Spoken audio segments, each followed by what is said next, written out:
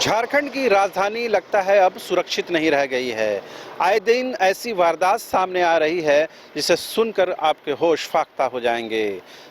रविवार की रात करीबन 8 से 9 बजे के बीच में खूंटी रोड हुलहुंडू के पास तुपुदाना चौक के आसपास के इलाके में जो घटना घटी है वो कहीं न कहीं तमाम लोगों के माथे पर शिकन लाने के लिए काफ़ी है। इस वक्त हम उसी इलाके में हैं, हुलहुंडू के इलाके में हैं, जहां एक नाबालिग लड़की को अगवा करने के बाद सामूहिक दुष्कर्म करने की वारदात को अंजाम दिया गया। बताया जाता है कि वो लड़की मूल रूप से खूंटी की रहने वाली है, लेकिन अपने दोस्त से मिलने के लिए खूंटी से चल करके हुलहुंडू पहुंची थी। लेकिन किसी बात को लेकर के उन दोनों के बीच में अनबन हो गई, जैसे आमतौर पर दोस्तों के बीच में होती है। लेकिन उस अनबन के बाद गुस्से की हालत में वो जो नाबालिग थी वो रात में ही करीबन 8-9 बजे अपने दोस्त के यहाँ से ऐसे ही इसी तरह की रोड में वो निकल पड़ती है। अभी चूँकि वो दिन का वक्त है तो गाड़ियों की आवाजाही है, रात में बिल्कुल सन्नाटा पसरा हुआ था। वो जब अकेली गई तो लोग जो आपराधिक चरित्र के लोग होते हैं, जो असामाजिक तत्व होते हैं, उन्होंने उस लड़की को अपने साथ अपने बाइक पर बैठा लिया और इसी हुलहुंडू से लेकर के वो तुपुदाना चौक के खरसीदाग की तरफ ले गए। और वहाँ पहले से जो मौजूद थे, उनके जो आपराधिक चरित्र के दोस्त यार जो मौजूद थे, उन लोगों ने मिल करके उस नाबालिग के साथ गैंग रेप की वारदात को अंजाम दिया। बाद में किसी तरह वो लड़की जो है अपने दोस्त के यहाँ पहुँचती है, जिस दोस्त से अनबन के बाद वो इसी सुनसान सड़क में वो निकल पड़ती है। बाद में तुपुदाना थाने में जा कर के 8 युवकों के खिलाफ जो है वो FIR दर्ज कराई जाती है, प्राथमिकी दर्ज कराई जाती है और उसके बाद पुलिस का अनुसंधान शुरू होता है। लेकिन अभी तक जब ये हम खबर रिकॉर्ड कर रहे हैं, अब तक किसी की गिरफ्तारी की कोई सूचना नहीं है।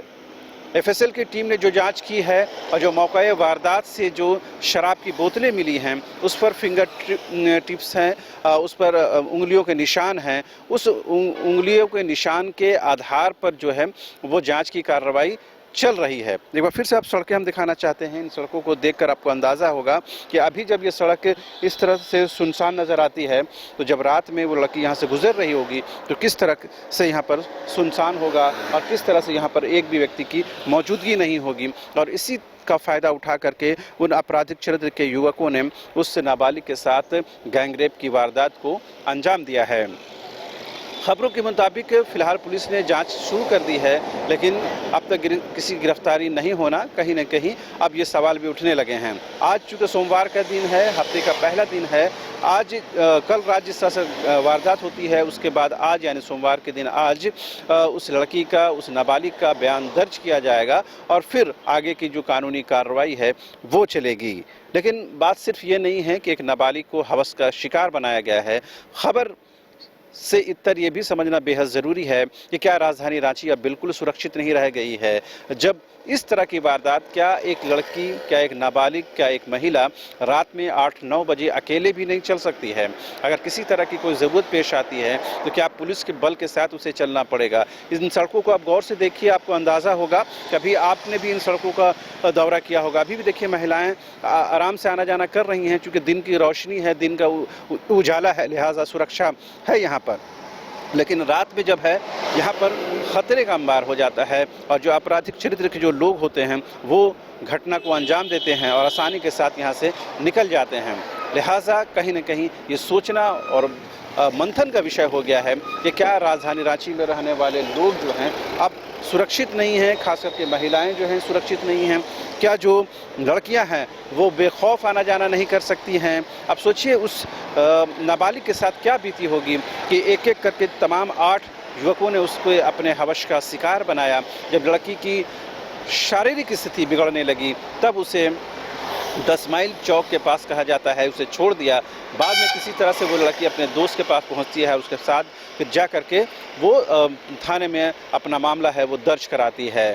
तो ऐसे कई मामले थाने में दर्ज हैं, लेकिन उसका क्या हश्र होता है वो किसी से छिपा हुआ नहीं है। बहरहाल ये सोचने का विषय है कि जब राजधानी रांची में जब ये कहा जाता है, पुलिस की तरफ से ये दावे किए जाते हैं कि तमाम जो सुरक्षा के इंतज़ाम हैं, तमाम महिला पुलिसकर्मियों की तैनाती है, रात में पेट्रोलिंग होती है, देर रात पेट्रोलिंग होती है, अर्ली मॉर्निंग पेट्रोलिंग होती है, पूरे दिन पेट्रोलिंग होती है, कहीं से भी किसी तरह की कोई डर खौफ की बात नहीं है। लेकिन एक नाबालिग क्या रात के 8-9 बजे जब इन सड़कों से गुजरती है तो उसे अपने हवस का शिकार बनाया जाता है। जाहिर सी बात है, कहीं न कहीं ये पुलिस के इंतज़ामात पर गंभीर प्रश्न चिन्ह खड़े करते हैं। लेकिन बड़ा और अहम सवाल ये है कि इस पर अभी किसी तरह की कोई राजनीति नहीं हो रही है, क्योंकि राजनीति उन्हीं चीज़ों पर होती है जहां पर वोट को बनाया जाता है या वोट अपने पक्ष में किया जाता है। लिहाजा उन्हीं पर राजनीतिक बयानबाजी होती है। महिलाओं की सुरक्षा, लड़कियों की सुरक्षा एक बेहद अहम विषय है, उस पर भी कहीं न कहीं बातें होनी चाहिए। जब चुनाव आता है, जब चुनाव का दौर शुरू होता है, तब तो हम एक से बढ़कर एक दावे और वादे करते हैं, लेकिन जब चुनाव से पहले या चुनाव के बाद जो स्थिति होती है वो आम लोगों को ही झेलनी पड़ती है। ऐसे में रविवार की रात को नाबालिग के साथ जिस तरह की वारदात को अंजाम दिया गया, उससे एक बात तो बिल्कुल स्पष्ट है कि कहीं न कहीं हमारी जो बच्चियां हैं, हमारी जो महिलाएं हैं, वो रात के या शाम के अंधेरे में भी सुरक्षित नहीं हैं। दिन के उजाले में ही आपको सिर्फ आने जाने की ज़रूरत पेश नहीं आती है, ऐसी ज़रूरत पेश आती है कि आप शाम को भी घर से निकलते हैं, रात को भी घर से निकलते हैं। क्या उस वक्त पुलिस की मौजूदगी नहीं होनी चाहिए? अगर पुलिस इन सड़कों पर कल मौजूद होती तो यकीन जानिए उस बच्ची को हवस का शिकार नहीं बनाया जाता, वो नाबालिग जो है आज सुरक्षित होती। आप सोचिए उसकी मानसिक स्थिति क्या होगी। वो हम उसकी पहचान उजागर नहीं कर सकते, उसके परिवार के बारे में कुछ नहीं बता सकते हैं, क्योंकि हमारी बाध्यता है, हमारी कंपल्शन है। लेकिन इस एक एग्जाम्पल के साथ, इस एक उदाहरण के साथ आप समझिए कि झारखंड में या रांची में रहने वाली तमाम बच्चियों की सुरक्षा का जिम्मा कौन लेगा। कैमरामैन नूतन के साथ राजधानी रांची के हुलहुंडू से शहनवाज।